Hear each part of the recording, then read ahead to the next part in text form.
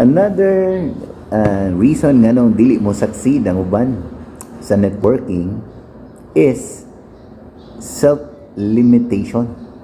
Kanang sila may moingon na, di mo ka mawani, di mo ka ba musulti, di mo ka ba mang-invite, di mo ka ba mo follow up, di ko ka ba ani, di ko ka ba ana, di ko ka ba tanan.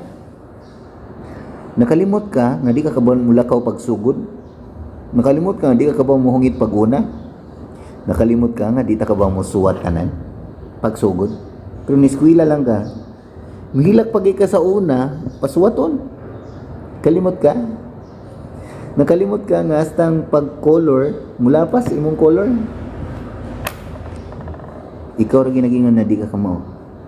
Ikaw rin naglimit sa imong kagalingon. Ikaw ra may nag-antan sa tinod lang nga sa networking. Walay laing makapugong ni mo man. Ikaw ra. Ikaw ra ni pugong sa imong kagalingon.